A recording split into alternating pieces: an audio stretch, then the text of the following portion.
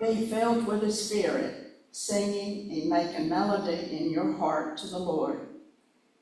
Does this make you think of our beloved Sister Lattie Price?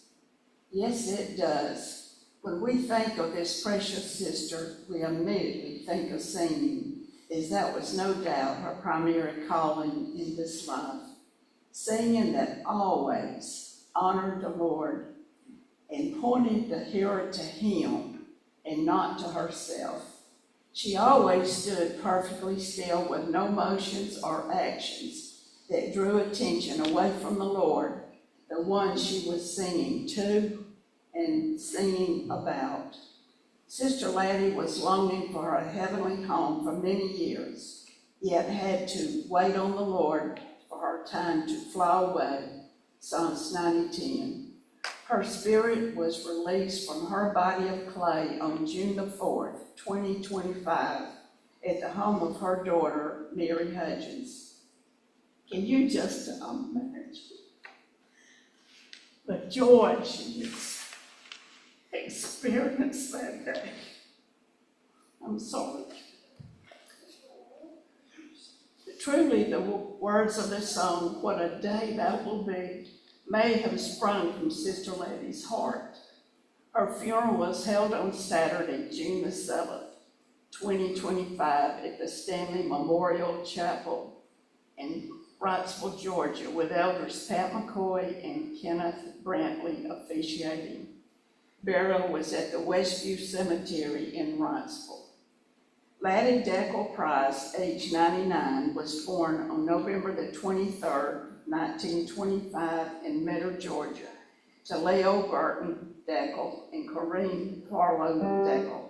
She had one sister, Margaret Deckel Parker, all of whom preceded her in death. Her father died shortly before her second birthday.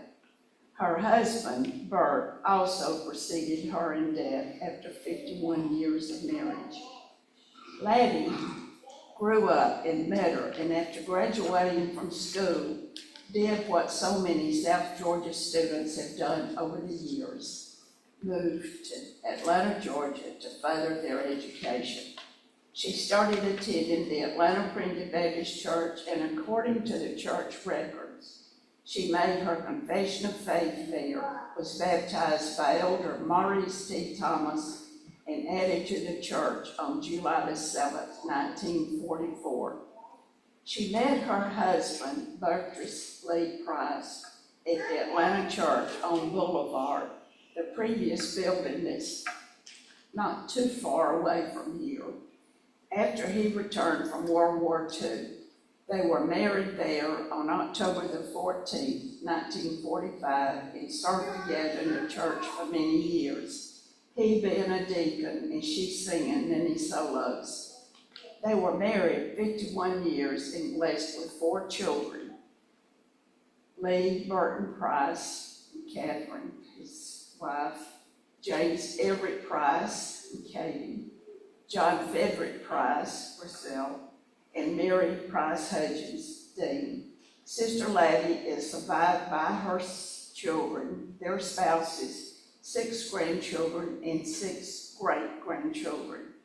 Her namesake, Lattie Jean Price, born July the 18th, 2025, to William and Caitlin Price, came into this world about 6 weeks after Sister Lattie departed this world. Perhaps this child will have the gift to sing like her great-grandmother. The Prices moved from Atlanta to Wrightsville, Georgia in 1954, where they owned a large farm in Johnson County, as well as an insurance agency in Wrightsville.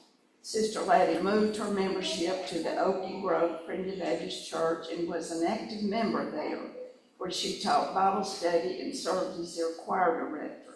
She later moved her membership to the Sardis Primitive Baptist Church in Kite, Georgia, before returning to Atlanta in 2018.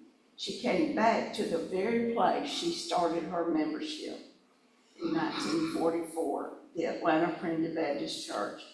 She moved her membership back to APBC and was a member there until she passed.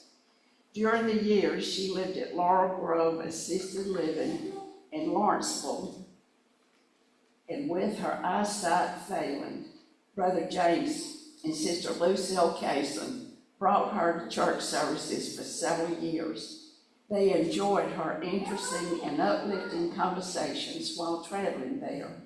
Even though Sister Lattie could no longer see the words of the music in the hymn book, she continued to sing those old songs by heart, the hymns she loved and had sung for so many years.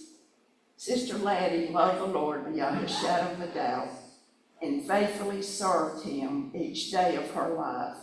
She was faithful to church services when others wavered, faithful to attend the Southern States and Central States Bible conferences as long as she was able to be there. She was faithful to share her talent for singing, even on short notice whenever and wherever she was asked to do so. She has left us a beautiful legacy and an example. May the Lord bless us to be as faithful to our Lord as she is to him. In loving memories, Dale Spier. And I have their pictures at the end of the write-up, which I have a copy of each one of you children. Thank you. And to get this picture was a little bit of a job. And I have 3 people to thank for that coming into being. And it's Teresa Williams, Kim Bayman, and Walter Dean.